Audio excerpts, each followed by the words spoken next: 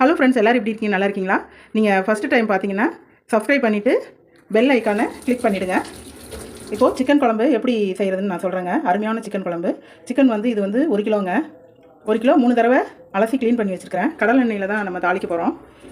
அப்புறம் பாருங்கள், இந்த கறியில் பிசைஞ்சு வைக்க சால்ட்டு ஒரு அரை டீஸ்பூன், மிளகு 1 ஸ்பூன், சீரகம் 1 ஸ்பூன், சோம்பு பெருஞ்சீரகம் 1 ஸ்பூன், பூண்டு வந்து ஒரு 15 பல் கட் பண்ணி வச்சுருக்கிறேங்க. இஞ்சி இந்த அளவுக்கு வச்சுக்கணும்.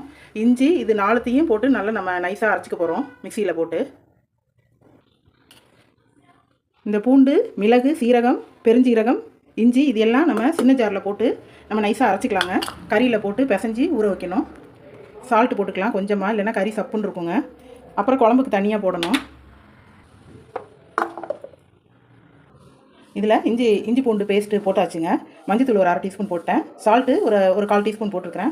இதை வந்து நம்ம நல்லா பிசைஞ்சு ஒரு அரை மணி நேரம் ஊற வச்சா கறி நல்லா டேஸ்ட்டாக இருக்குங்க. இஞ்சி பூண்டு நல்லா அதில் போய் மசாலா போய் நல்ல டேஸ்ட்டு பயங்கரமாக இருக்கும். இந்த மாதிரி ஒரு தடவை செஞ்சு பாருங்கள்.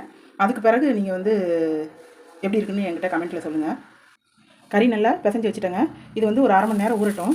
பாருங்கள், இந்த மாதிரி ஒரு காற்று போகாமல் ஒரு கவரை போட்டு, ஏன்னா இஞ்சி பூண்டு வாடை போயிடும், பேஸ்ட்டு வாசனை. பாருங்கள், இந்த தட்டை போட்டு நல்லா அப்படியே மூடி வச்சிடலாம். கறி 20 நிமிஷம் ஊறிடுச்சுங்க. ஒரு அரை மணி நேரம் ஊற வைக்கணும். நான் 20 நிமிஷம் தான் ஊற வச்சேன். இந்த ஸ்பூனில் குழம்புக்கு 3 ஸ்பூன் மல்லித்தூள், 2 ஸ்பூன் தனி மிளகாய் தூள், இந்த நார்மல் ஸ்பூனு 4 பேருக்கு செய்கிறேங்க. தக்காளி, நாட்டு தக்காளி வந்து 2 தக்காளி பெருசு, சின்ன வெங்காயம் இந்த அளவு கட் பண்ணி வச்சுக்கணும். சோம்பு அதாவது பெருஞ்சீரக தூள் பண்ணி வச்சுருக்கேன் தாளிக்கிறதுக்கு. கருவேப்பிலை. இப்போ நம்ம சமையலை ஆரம்பிக்க போகிறோம். இப்போது கடாயை வச்சு கடலெண்ணெய் கொஞ்சமாக ஊற்றிக்கலாங்க. சிக்கன் வந்து ஹீட்டு, அதனால் நல்லெண்ணெய் வந்து நம்ம கடைசியில் சேர்த்துக்கலாம். கொஞ்சம் சோம்பு தூள் தாளிச்சிக்கலாம். கருவேப்பிலை போட்டுக்கலாம். சோம்பு பொன்னிறமாக வந்தோடனே சின்ன வெங்காயம் போட்டுக்கலாம். இந்த வெங்காயத்தை நல்ல பொன்னிறமாக வர வரைக்கும் நல்லா ஃப்ரை பண்ணணுங்க. ரொம்ப வேகமாக எரிய விடக்கூடாது. நார்மலாக எரிய விட்டு பொன்னிறமாக வெங்காயம் வரணும். அப்போ தான் குழம்பு நல்லா பயங்கர டேஸ்ட்டாக இருக்கும். நான் வதக்கிட்டு காமிக்கிறேன். பாருங்கள், வெங்காயம் இந்த கலரில் வதங்கணும். இப்போ நம்ம தக்காளி போட்டு ஒரு 2 நிமிஷம் வரைக்கும் நல்லா ஃப்ரை பண்ணணும். நல்லா வதங்கணும் தக்காளி.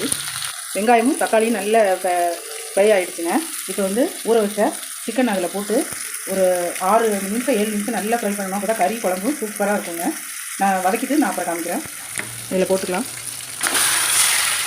ஒரு 4-5 நிமிஷம் வரைக்கும் நல்லா சுருள நல்லா வதக்கிட்டேங்க. நம்ம தண்ணி ஊற்றி இப்போ வேக விடலாம். இப்போ தண்ணி ஊற்றிக்கலாங்க. இது வந்து கொதிக்க ஆரம்பித்து ஒரு நல்ல 10 நிமிஷம் நல்லா கொதித்து வேகட்டும். அதுக்கு மேலே விட்டிங்கன்னா கறியெல்லாம் கரைஞ்சி போயிடும். இப்போ நான் வதக்குனதுலேயே பாருங்கள், பாதி கறி கரைஞ்சி போச்சு. நல்லா வேகட்டும், அப்புறம் பார்க்கலாம். ஒரு 10 நிமிஷம் ஆகிடுச்சுங்க. கறி நல்லா வெந்துருச்சு. பாருங்கள், மல்லித்தூள் மிளகாய்த்தூள் போட்டுக்கலாம். கல் உப்பு கொஞ்சமாக போட்டுக்கோங்க, ஏன்னா முன்னாடியே நம்ம கறியில் போட்டிருக்கிறோம், அதனால் கொஞ்சமாக சேர்த்துக்கலாம். பாருங்கள், இந்த அளவு போட்டுக்கலாம். கல் உப்பு போடுங்க, சால்ட்டு போடாதீங்க. கல் உப்பு போட்டால் தான் நல்லா டேஸ்ட்டாக இருக்கும். இந்த மிளகாத்தூள் மல்லித்தூள் போட்டு கொதி வந்து ஒரு 7 நிமிஷம் கொதிக்கட்டும். அப்போ தான் அந்த காரல் வாடை போகும், மிளகா கொதி வாடை போகும். மூடி வச்சிடலாம். கறி குழம்புக்குங்க. இது பாருங்கள், சின்ன ஜார் இதில் வந்து ஒரு ஜார் இந்த அளவுக்கு தேங்காய் வந்து ஒரு அரை மூடி திருவி போட்டிருக்காங்க. பெரிய தேங்காய் மூடியில் ஒரு அரை மூடி திருவி போட்டிருக்கிறேன். அதாவது இந்த தேங்காயை நைஸாக அரைச்சிக்கிட்டு லாஸ்ட்டாக இந்த 1/4 டீஸ்பூன் சோம்பு போட்டு பெருஞ்சீரகத்தூள் போட்டு லேசாக அரைச்சிக்கணுங்க. நம்ம அரைச்சி வச்சு தேங்காய் ஊற்றிக்கலாம். இது கொதி வர ஆரம்பித்து ஒரு 5 நிமிஷம் நல்லா கொதிக்கணும். நல்லா தேங்காய் ஊற்றி கொதி வந்துருச்சுங்க. இட்லி, தோசை, சப்பாத்தி, சாப்பாடு இந்த 4த்துக்கும் சூப்பராக இருக்குங்க. நீங்களும் இதே மாதிரி செஞ்சு பாருங்கள். தேங்க்யூ.